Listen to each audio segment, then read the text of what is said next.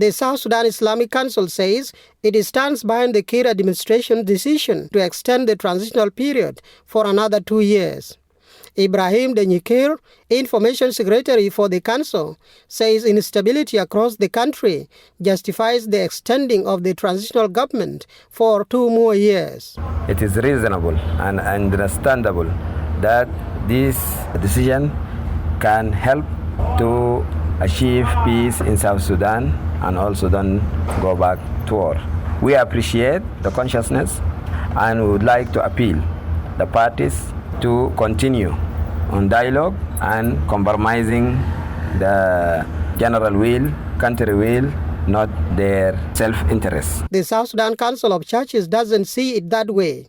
It says the ruling elites in Juba have been reluctant to implement major provisions of the 2018 peace deal.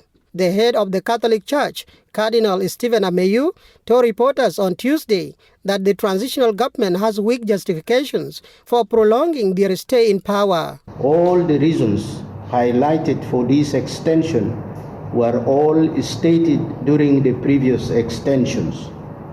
The Church realized that because of lack of political will, all the key important provisions in the roadmap remain unimplemented.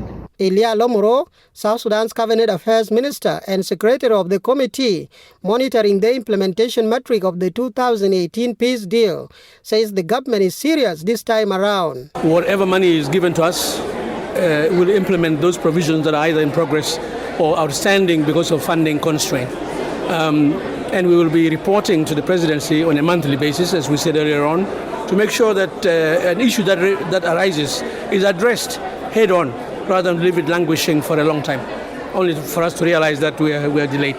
I mean, we are not going to have another opportunity for another extension. The reconstituted Joint Monitoring and Evaluation Commission, or RJMEC, a body monitoring the implementation of the revitalized peace agreement, voted Wednesday on the decision to extend the transitional government for another 2 years, which also postpones this year's scheduled election.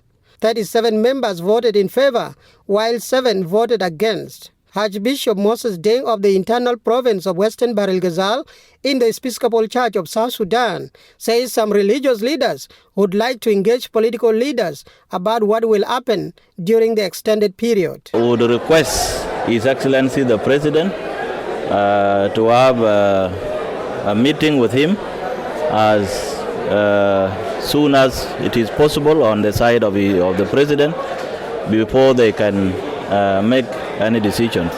They would like to hear from His Excellency the President and also the First Vice President and the rest of the members of the Presidency. They just want some assurance from the leadership, the political leadership of the country.